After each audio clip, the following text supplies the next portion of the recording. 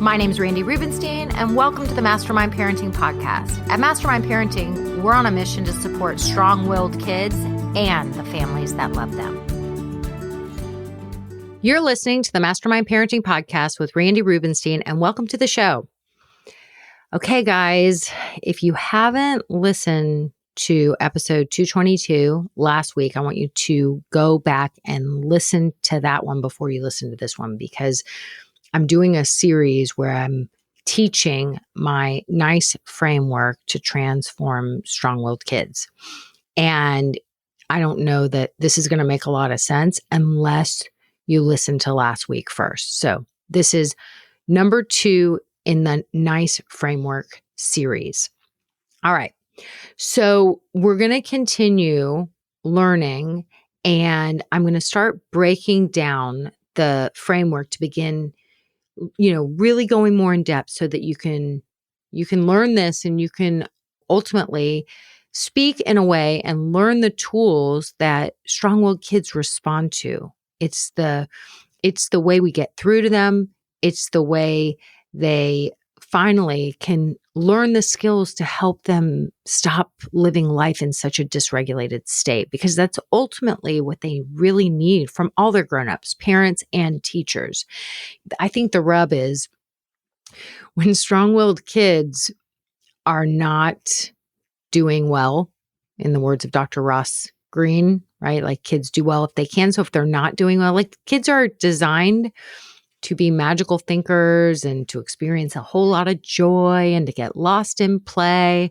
So if we have a kid that's not doing that, the majority of the time, we know we have a problem. We know we have a problem. It's just a matter of, how do we actually fix it? How do we not fix it, meaning fix our kids, but like fix the problem? Like what is the solution? And what I want to tell you is, the solution is to learn how to get through to your child so that you can teach them all of these amazing skills to calm their bodies down, to get back into a state of feeling balanced and regulated in their nervous systems. Now, does it mean that they're never going to get stressed out? Of course not. Like, that's part of the human experience. But you know how many, probably a lot of you guys, like, if you identify with being anxious, or if you've ever struggled with an addictive habit, whether it's smoking or drinking or shopping or gossiping or whatever it is, believe it or not, shopping and gossiping can also be addictive habits. But if you've ever engaged in something where you just are numbing out, where you're checking out, you're numbing out, and most of us don't even think about this because it's usually like we don't feel exactly proud of, maybe your form of distraction is gossiping, right? Is gossiping. Nobody's going to admit that, or over shopping, or nowadays it's not exactly something you'd be proud of if you're a closet smoker, or if you're a vapor, or if you're, if you feel like you need those gummies way more than you'd like to admit. Nobody's exactly proud of those things. And so we don't look at it closely, but we develop these addictive habits and patterns to regulate our bodies. That's really the truth. There's some form of stress that you don't know how to manage. It feels like it's too much.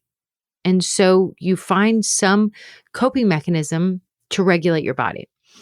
So when we have highly sensitive little kids who live in this state of dysregulation a lot of the time, because they haven't learned the skills to calm their bodies down, we have to learn how to teach them. Like, we have to learn the skills to get through to them. So that's what my NICE framework does. And so the last episode, 222, you heard the overview. You learned why I named it NICE, very tongue-in-cheek, not exactly an aspirational adjective that most people put with parenting. And yet we're always telling our kids, be nice, be nice, be nice to the puppy, be nice to your sister. And then We show up in all these ways when our kids are totally dysregulated, their nervous systems are blown. We show up in ways that quite often feel mean. Yeah, not effective. Not effective. I mean, I don't know about you, but I'm not inclined to want to learn things from people that I perceive to be mean. So this is the framework to help you speak to your kids and use tools that they will be receptive to so they can learn all the things. And ultimately, they'll feel better. They'll feel more regulated in their bodies. And then what do they do in turn? They do better. You stop worrying so much that they're just losing their mind over every little thing. They start to be able to manage the daily stresses and they stop turning all the little deals into bigger deals. Okay. So today we're going to dig into the N wing of the NICE framework. So what does N stand for? N stands for needs. So our first step in the NICE framework is we're always going to be assessing basic needs. And let me start with a little story. So recently there was a mom who asked me, my daughter's constantly using the I'm scared excuse. And she said that whenever it was time to go to bed or it was time to take a bath, she didn't want to go or time to take a shower. She didn't want to go into the shower by herself. And this is a child that's like, I think maybe 7.5 or 8. So mom was like, she's old enough. She knows how. She was doing it before. And now all of a sudden she won't go and I don't even know what happened. Maybe it was a scary game on her iPad or something. Now she's constantly saying, I'm scared. Stay with me. And that's also started to bleed over into, I'm too scared. Stay in my room. I'm too scared to get in my PJs without you. I'm scared. So she's like, this I'm scared excuse, I need to nip this in the bud because it's just getting out of hand. Okay. And so the mom, she came to me and she really thought that she just needed the magical words or the right consequence to, air quotes, get her child to stop using this I'm scared excuse. Okay. So she was ready to hop right into C, communicate, and E, enforce consequences in the NICE wings, in my NICE framework. That's where she was ready to go. She was like, tell me what I need to say. Tell me what I want to do. She wanted to communicate and enforce without starting by assessing basic needs. Basic needs, sleep, food, connection. We have to look at all those things. Is my child exhausted? Is my child not getting enough sleep? And so therefore she's got a dysregulated nervous system. And so before I do anything else, I need to go Operation Sleep and make sure this kid is getting the sleep that she needs. Before we can start talking about this, using this I'm scared tactic to sort of imprison us and make us feel like we're being held hostage constantly. Before we attack the words of it, like we got to get sleep cleaned up. Because what do we know? I mean, think about yourself.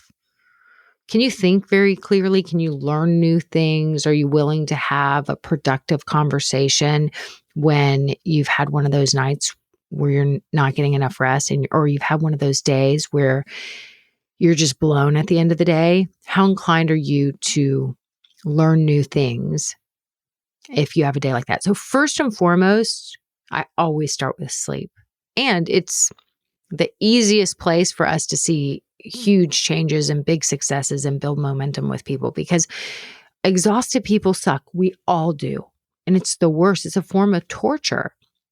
So before I start, everybody always comes and just like this mom, and they think they need to know what the appropriate boundary and consequence should be. They want to go straight into boundaries and consequences. And I'm like, slow down. Okay, slow down. We got to go back and look at sleep and look at food and look at connection, right? We got to look at those things first. It's like we've got to build up and sort of earn the right to communicate boundaries and then eventually enforce consequences if we should need to. But just slow down, right? We have to accurately diagnose the real problem. If I were to say, well, this is exactly how you should set that boundary to turn this around, it actually wouldn't solve the I'm scared problem. If I had coached her on just the right boundary and consequence, I wouldn't have diagnosed the problem. And so it's kind of like if you go to the doctor and your throat hurts and the doctor prescribes antibiotics for strep and says you must have strep throat without even looking in your throat. Okay. If the doctor took the time to investigate, they would figure out that it could be a basic need. Like, I don't know about you guys, but if I haven't slept well in like 2 nights, I start to get a sore throat, and it's not strep throat. The prescription is hot tea, a warm bath, and a good night of sleep. That's when my throat starts to get sore. So if I went to the doctor and they were like, must have strep, here's an antibiotic, they'd miss it, right? They'd miss it. So our kids aren't different. If we take the time to assess basic needs, quite often what we find is that the problem's solved, right? The problem's solved. We don't even have to get to the later wings. We quite often can solve the problem in the N part of the framework.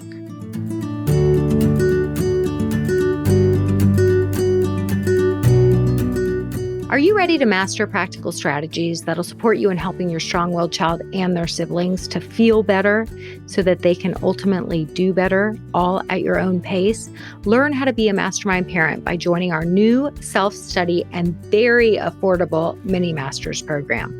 You'll get access to our basics boot camp content with hundreds of trainings and resources to help you through any scenario, as well as access to our private podcast, where you'll hear lots of live coaching by yours truly and where the juiciest conversations happen.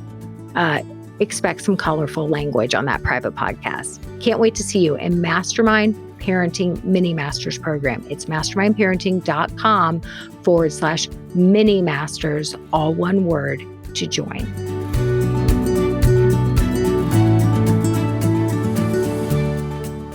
And when I keep referring to wings, it's because we have a graphic where this framework, the NICE framework, we have a graphic where it's a butterfly. And so there's an N wing, an I wing, a C wing, and an E wing. And the reason why is because this is the framework that transforms strong-willed kids' behavior, and butterflies are a symbol of transformation. So there's a little backstory. So how often are we going to war with a child acting like a terrorist, right? Like this child, I'm scared. It feels like a terrorist. It feels like somebody who is trying to hold you hostage. Like the parents can't leave her room. She can't take a shower without them. So I want you to remember that quite often it might be sleep, a nap and a snack, basic needs. Guess what? Kids who are not eating or not eating the right kind of foods and calories, or are chronically thirsty, and they're highly sensitive. So a lot of times it's like they just start acting out and they don't even recognize the feeling of hunger. And no kid ever will say, I'm just so tired, or no kid that I know. So it's really up to us as the parents to look first and foremost, like what happened? What's going on with sleep? How did this? Oh yeah, she woke up so early. Or, oh, we've been getting to bed later all week. Yeah. Okay, she's super cranky. It's going to be Operation Sleep before we can do anything else. And that might nip the behavior in the bud, right? If we have a kid that just snacks round the clock and you've never wanted to put any restrictions on the pantry foods, and you're one of those houses that my kids love going over where there's every kind of cookie and chip and whatever. And you have kids that are just chronic snackers and they're, oh, my kid just is so picky. They won't eat anything, but yet they'll eat lots of things when it comes to chronic snacking. So you've got a kid that's just filling up on empty calories and never truly getting the nutrients their bodies need. Yeah, it could be a food issue. And the connection, right? It's a basic need. There's been studies done, like if babies aren't held and touched, it's why, like, I think, there's been a lot of studies done about like the Russian adoptions and Chinese adoptions where babies were way back when. I don't know if this is still going on, but way back when there was all these babies in these orphanages and there wasn't enough workers to hold the babies the way babies require. And they would like have bottles propped up in the crib. So these babies were really experiencing a lot of developmental delays because they weren't held enough. So connection, when they're teeny tiny babies, it's attunement, it's attachment, it's a lot of physical touch. And as kids start to get older, it's what I teach, which is called present engaged time, where they truly are connecting with you, right? And I teach a certain way to do it, but how is the connection? Are you feeling really connected to your child? Is your child feeling really connected to you? So the mom who wanted to nip the I'm scared thing in the bud without first assessing basic needs, right? She would have missed the boat just going straight to the boundaries and the consequences. Because once I started asking curious questions and I threw out the possibility that this might be the way her child's making a bid for more attention and connection, right? That was my hunch, was she's got a need that she wants met. And I had a feeling it was a basic need. And I had a feeling it was a connection need. And so this is what she said when I said that. She said, "Thank you for this, Randy. It's what I needed to hear. You're right. I'm knee deep in my busy season, and my husband's been helping his grandparents out a lot recently, and we're both super distracted. The I'm scared probably means I need more time with you." Like pausing for applause for that mom, because she was just in her blind spot. She just couldn't see what she couldn't see. So here's your action step for this week. Okay. I want you to identify something like the I'm scared behavior, something your child is saying or doing, which might be making you feel like they're holding you hostage and trying to control you. Okay.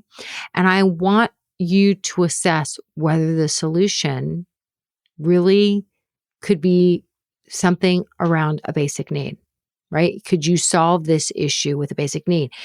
I want you to look closely at how much sleep your kid's getting and if it feels like it's quality sleep. I want you to look at what they're eating, what they're consuming on a daily basis. And most importantly, I want you to look at the connection piece, because I think quite often kids that try to hijack us and seek lots of negative attention, it's really because if they could verbalize it, they don't know how. They don't know what's going on. If they could verbalize it, they would be like, "Mommy, I just want to be with you. I long to be loved by you. I long for it. I long to spend time with you. I long to feel enjoyed by you. Oh, and guess what, Mommy? 5 to 15 minutes a day actually will fill my love cup when it's real, when it's authentic, when I'm not just feeling like I'm constantly on your nerves and you just want to get rid of me. You're just trying to force me to do every single thing I possibly can do without you because you're just constantly wanting a break from me." And I get it.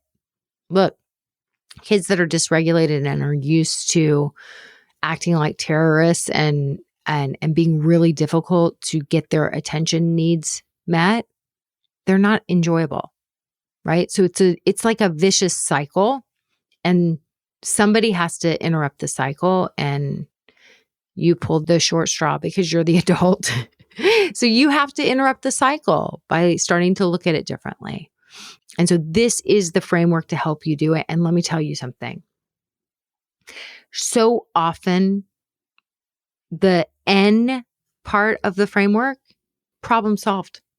You don't even have to keep going, right? You don't even have to keep going. So everyone comes in and they're like, just tell me what to do. Meaning, how do I control my kid? Tell me just the right way to enforce, to communicate a boundary and to enforce a consequence so I can change this, so I can control my child's behavior, so I can get them to stop doing the thing. And what I want to tell you is that's never going to be the solution. Never. Like if this mom, if I would have said to her, okay, all right, yeah, you're right. This is a total excuse and it's unacceptable. And this is how you need to implement the boundary of and the consequence will be oops day rules. And here's the details of the consequences. And this is what you're going to tell your kid. This mom would have been like, a month or two down the road, she would be like, I want my money back because that didn't work. And actually the situation's just gotten worse. And now my kid is coming into our bed in the middle of the night. None of us are sleeping through the night. It's a disaster. She's stopped getting ready by herself in the morning for school. She's scared of her own shadow. She won't go anywhere. The situation has gotten much worse. That's what ends up happening when we handle this the wrong way. So start learning the NICE framework, start practicing. I hope you took notes today. And thank you for listening to the podcast. If you haven't subscribed, please make sure and subscribe. And I would love to hear from you. I read all the reviews. So if you feel called to, please leave me a review because I would love to read what you're hoping to see more of and what you've actually been implementing in your life and what's worked. It really inspires me when I hear from you guys. So please rate and review and make sure to subscribe. And I want you to also remember that if you want to, there's two different ways that you can go deeper to learn about the NICE framework. You can, because obviously I can't cover everything. I have an entire program on this framework. So go to the website, mastermindparenting.com, and check out the two different ways that you can learn the NICE framework. You can learn it in our self-study option, which is called Mini Masters. That's our program that you can learn it, and it's self-paced and self-study, and you will have access to all of our materials. And if you know that that's never going to work for you and you really want to get hands-on support and you want to work with me directly, then our Basics Boot Camp program is how we study the NICE wings together. I coach you on your scenarios.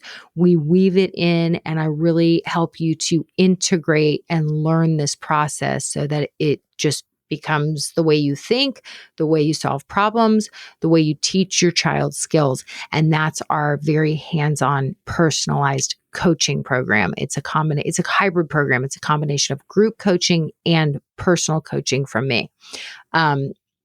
So mastermindparenting.com, go check out the two different ways to go deeper on the NICE framework. And thanks for listening.